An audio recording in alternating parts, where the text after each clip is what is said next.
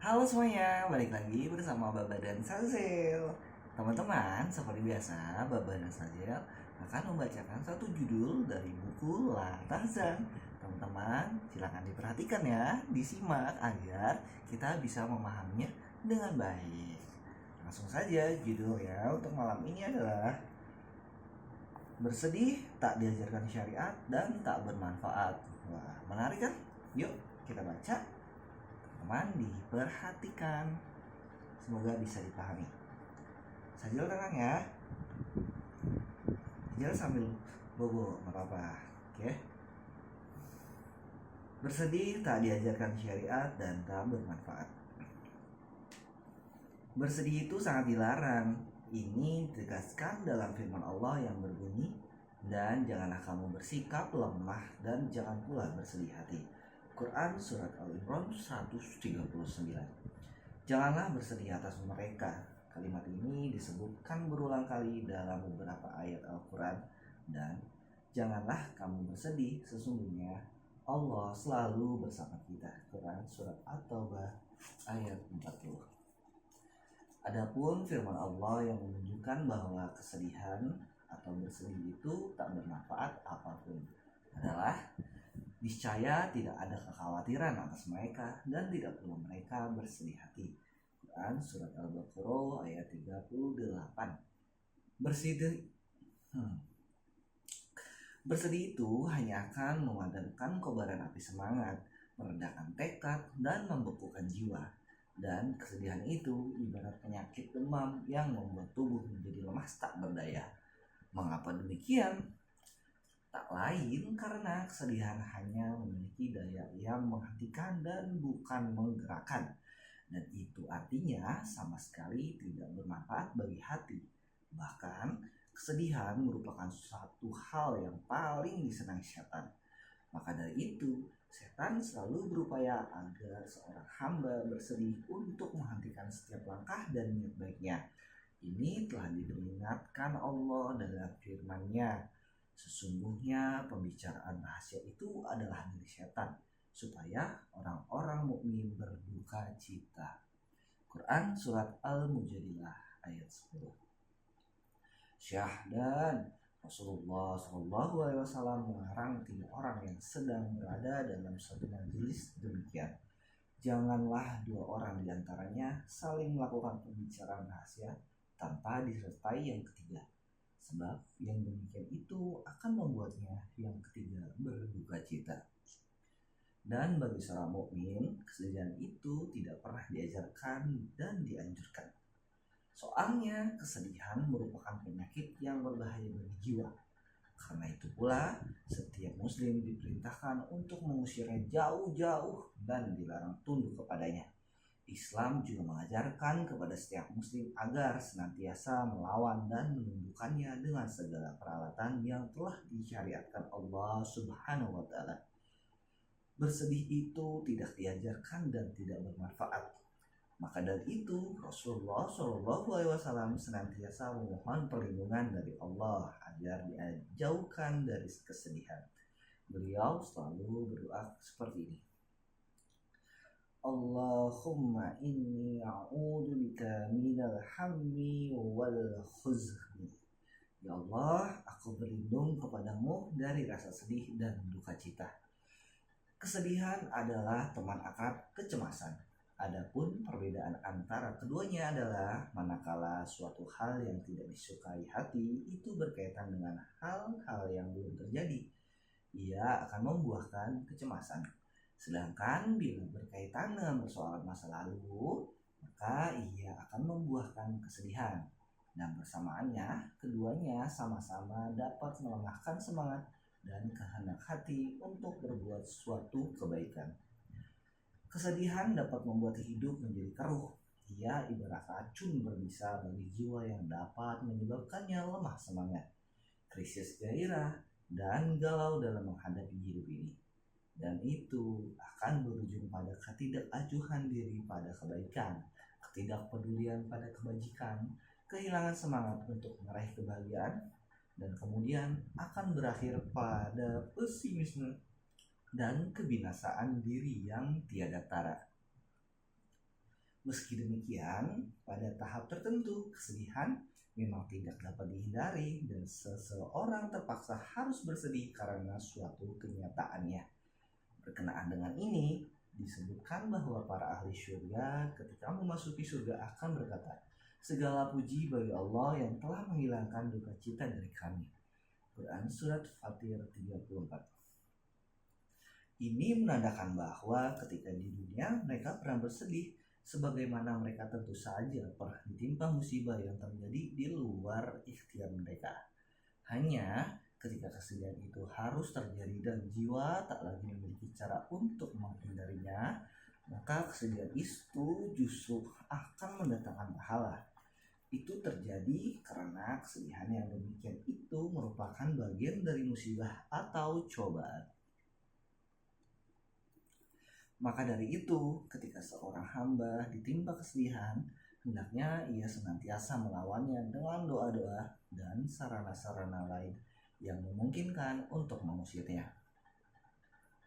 Dan tidak pula dosa atas orang-orang yang apabila mereka datang kepadamu supaya kamu memberi mereka kendaraan, lalu kamu berkata, "Aku tidak memperoleh kendaraan untuk membawamu."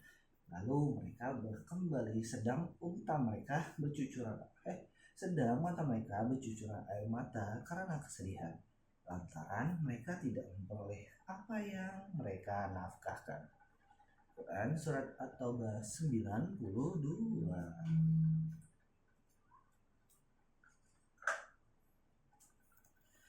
Demikianlah mereka tidaklah dipuji karena kesedihan mereka. Demikianlah mereka tidaklah dipuji dikarenakan kesedihan mereka semata, tetapi lebih dikarenakan kesedihan mereka itu justru mengisyaratkan kuatnya keimanan mereka.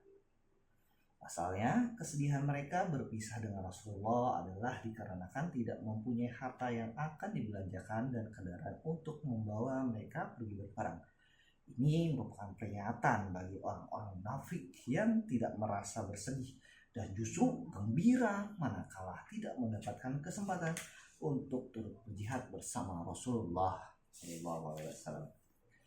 Kesedihan yang terpuji, yakni yang dipuji setelah terjadi, adalah kesedihan yang disebabkan oleh ketidakmampuan menjalankan suatu ketaatan atau dikarenakan tersungkur dalam jurang kemaksiatan. Dan kesedihan seorang hamba yang disebabkan oleh kesadaran bahwa kedekatan dan ketaatan dirinya kepada Allah sangat kurang, maka hal itu menandakan bahwa hatinya hidup dan terbuka untuk menerima hidayah dan cahayanya. Sementara itu, makna sabda Rasulullah dalam sebuah hadis sahih yang berbunyi, "Tidaklah seorang mukmin ditimpa sebuah kesedihan, kegundahan dan kerisauan kecuali Allah pasti akan menghapus sebagian besar dosa-dosanya," adalah menunjuk bahwa kesedihan, kegundahan dan kerisauan itu merupakan musibah dari Allah yang apabila menimpa seorang hamba, maka hamba tersebut akan diampuni sebagian dosa-dosanya. Dengan begitu, hamba tersebut akan diampuni. Dengan begitu, hadis ini berarti tidak menunjukkan bahwa kesedihan, kegundahan dan kerisauan merupakan sebuah keadaan yang harus diminta dan dirasakan. Bahkan seorang hamba justru tidak dibenarkan meminta atau mengharap kesedihan dan mengira bahwa hal itu merupakan sebuah ibadah yang diperintahkan, diridhoi atau disyariatkan Allah untuk hambanya. Sebab jika memang semua itu dibenarkan dan diperintahkan Allah, pastilah Rasulullah SAW akan menjadi orang pertama yang akan mengisi seluruh waktu hidupnya dengan kesedihan dan akan menghabiskannya dengan kegundahan. Dan hal seperti itu jelas sangat tidak mungkin karena sebagaimana kita ketahui, hati beliau selalu lapang dan wajah selalu dihiasi senyuman. Hatinya selalu diliputi keriduan dan perjalanan hidupnya selalu dihiasi dengan kegembiraan. Memang dalam hadis Hindun Ibnu Abi Halah tentang Nabi SAW disebutkan bahwa sesungguhnya dia selalu bersedih. Namun hadis ini ternyata kurang dapat dipercaya, Sebab dalam silsilah perawinya terdapat seorang perawi yang tidak dikenal. Selain itu, muatan hadis ini pun jelas sangat bertentangan dengan realitas kehidupan Rasulullah SAW. Bagaimana mungkin Rasulullah dikatakan selalu dirundung kesedihan? Bahkan, bukankah Allah telah melindungi beliau dari kesedihan yang berkaitan dengan urusan keduniaan dan semua unsur-unsurnya, melarangnya agar tidak bersedih atas perilaku orang-orang kafir dan mengampuni semua dosa-dosa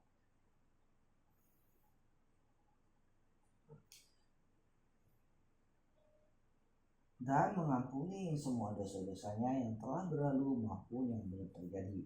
Nah, dari manakah sumber kesedihan itu?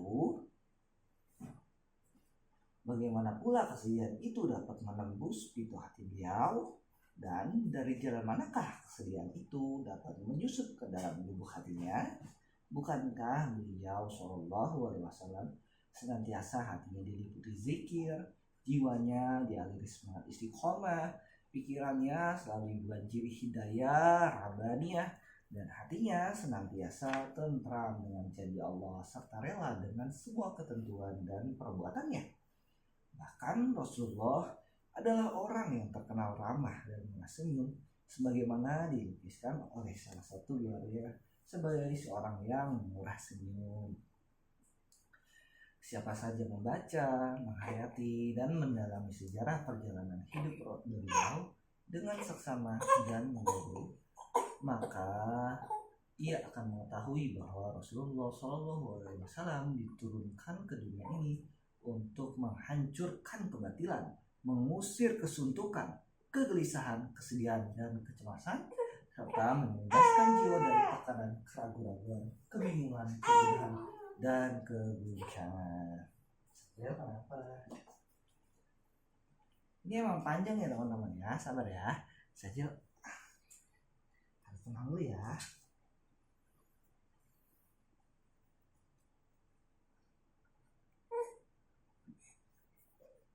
Apa sayang? Ya, go.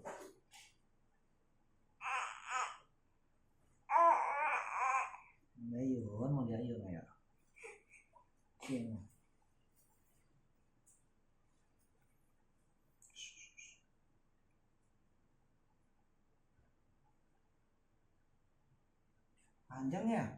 Panjang nih teman-teman. Karena di sini dijelaskan kenapa sih kita nggak boleh bersedih, kenapa sih kita nggak boleh bersedih, karena di agama pun nggak dianjurkan, bahkan dilarang. Belum selesai nih, jadi kita lanjutkan ya. Saja tenang ya, please.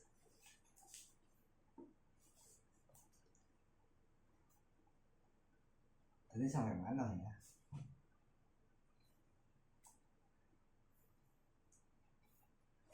Siapa saja membaca, menghayati, dan mendalami sejarah perjalanan hidup beliau dengan sesama dan menyeluruh, maka ia akan mengetahui bahwa Rasulullah SAW diturunkan ke dunia ini untuk menghancurkan kebatilan, mengusir kesuntukan, kegelisahan, kesedihan, dan kecemasan, serta membebaskan jiwa dari tekanan keraguan-raguan, kebingungan, kegundahan, dan keguncangan. Bersamaan dengan itu, beliau juga diutus untuk menyelamatkan jiwa manusia dari segala bentuk hawa nafsu yang membinasakan. Maka begitulah betapa banyaknya karunia Allah yang telah dianugerahkan kepada manusia. Ada sebuah hadis menyebutkan bahwa sesungguhnya Allah sangat mencintai hati yang senantiasa bersedih. Namun hadis ini ternyata tidak memiliki sanad atau jalur periwayatan dan perawi yang jelas, alias kurang dapat dipercaya. Singkatnya, hadis ini jelas kurang dapat dipertanggungjawabkan kesahihannya. Selain itu, hadis ini juga tidak dapat dikategorikan sahih karena sangat bertentangan dengan ajaran agama dan tuntutan syariat. Dan kalau memang kabar hadis itu akan dianggap sahih, maka penjelasannya adalah demikian. Kesedihan itu adalah salah satu musibah dari Allah yang ditimpakan kepada hambanya untuk mengujinya. Artinya, jika hamba tersebut mampu menghadapinya dengan kesabaran, maka sesungguhnya Allah mencintai kesabaran orang tersebut dalam menghadapi cobaan itu. Demikianlah, maka merupakan kesalahan besar bagi orang-orang yang memuja kesedihan, senantiasa berusaha menciptakan kesedihan, dan mencoba membenar-benarkan kesedihan mereka dengan dalih bahwa syariat telah menganjurkan dan memandangnya sebagai sesuatu yang baik. Sebab pada kenyataannya dalil-dalil syariat melarang hal itu. Bahkan syariat justru memerintahkan setiap manusia agar tidak bersedih dan selalu ceria. Hadis lain menyebutkan, jika Allah mencintai seorang hamba, maka dia akan memancangkan sebuah gemuruh ratapan di dalam hatinya. Dan apabila dia membenci seorang hamba, maka dia akan menanamkan seruling penyanyian di dalam dadanya. Memang hadis ini bersumber dan berasal dari Israiliyat atau mitos bangsa Israel. Ada pula yang mengatakan bahwa hadis ini termaktub dalam Taurat. Meski demikian, perkataan ini memiliki pesan makna yang benar. Sebagaimana sering kita lihat, orang mukmin akan senantiasa bersedih atas dosa-dosa yang pernah dilakukan. Sementara orang yang durhaka akan senantiasa lalai, tidak pernah serius, dan berdendang kegirangan justru karena dosa-dosanya. Dan kalaupun ada kesedihan yang menimpa orang-orang saleh, maka itu tidak lebih dari sebuah penyesalan terhadap kebaikan-kebaikan yang terlewatkan, ketidakmampuan mereka mencapai derajat yang tinggi, dan kesadaran mereka telah melakukan banyak kesalahan. Demikianlah alasan yang mendasari kesedihan ini berbeda dengan alasan yang mendasari kesedihan orang-orang yang durhaka. Mereka bersedih karena tidak mendapatkan keduniaan, keindahan, dan kenikmatan duniawi. Kesedihan, kemudahan, dan kegelisahan mereka adalah karena keduniaan, untuk keduniaan dan di jalan menuju keduniaan. Dalam firman-Nya, Allah menceritakan keadaan seorang nabi dari Bani Israel. Demikian. Dan kedua matanya menjadi putih karena kesedihan, dan dia adalah seorang yang menahan amarahnya kepada anak-anaknya. Quran Surat Yusuf 84. Ayat ini menggambarkan tentang kesedihan Nabi Yakub saat harus kehilangan anak yang menjadi kekasihnya. Ini merupakan kabar bahwa cobaan tersebut sama beratnya dengan musibah atau ujian yang dirasakan oleh seorang saat dipisahkan dengan buah hatinya. Apapun ayat di atas hanya sekedar memberi kabar dan lukisan tentang beratnya cobaan seorang nabi, dan itu bukan berarti bahwa kesedihan seperti itu diperintahkan atau dianjurkan. Bahkan justru sebaliknya, kita diperintahkan untuk beristi'adzah, memohon perlindungan kepada Allah dari segala kesedihan. Sebab bagaimanapun kesedihan adalah laksana awan tebal, malam pekat yang panjang, dan aral panjang yang melintang di tengah jalan ke arah kemuliaan. Selain Abu Usman Al-Jabari, semua ahli sufi sepakat bahwa bersedih karena perkara duniawi itu tidak terpuji. Menurut Abu Usman, kesedihan itu, apapun bentuknya, adalah sebuah keutamaan dan tambahan kebajikan bagi seorang mukmin, yakni dengan syarat bila kesedihan itu bukan dikarenakan suatu kemaksiatan. Ia juga mengatakan bahwa kalau kesedihan itu tak diwajibkan secara khusus, maka ia diwajibkan sebagai sarana mensucikan diri. Syahdan, ada pula yang berkata, tak diragukan lagi bahwa kesedihan merupakan ujian dan cobaan dari Allah sebagaimana hal penyakit, kemudahan, dan kegalauan. Namun, jika dikatakan bahwa kesedihan adalah tingkatan yang harus dilalui seorang sufi adalah tidak benar. Atas dasar itu, sebaiknya Anda berusaha untuk senantiasa gembira dan berlapang dada. Jangan lupa memohon kepada Allah agar selalu diberi kehidupan yang baik dan diridhoi, kejernihan hati, dan kelapangan pikiran.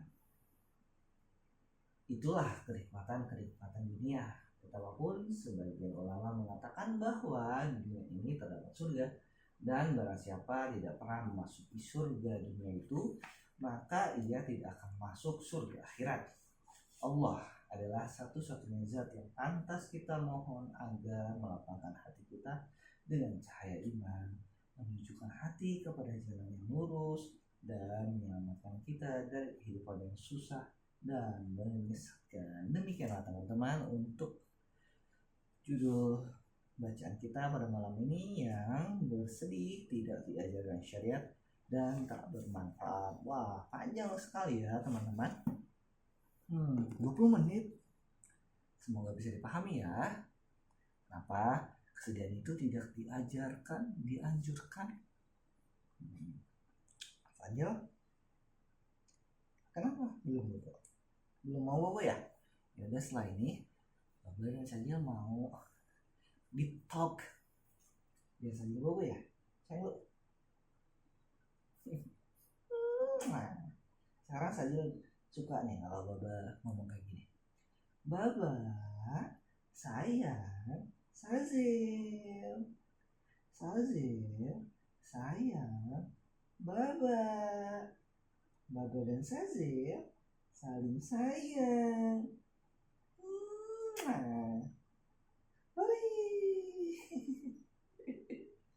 Suka ya? Pokoknya Sajil dikasih kata-kata itu juga langsung senyum. Baba, sayang, Sajil, sayang, Baba dan Sajil saling sayang. Sayang Baba, sayang Sajil. Oke, baik teman-teman, cukup ya untuk video kali ini. Sampai ketemu di video selanjutnya. Semoga kita bertemu kembali dengan keadaan yang lebih baik, lebih sehat, lebih bersemangat, dan bahagia. Bye-bye semuanya. Assalamualaikum warahmatullahi wabarakatuh. Sayang, ngatin apa sih?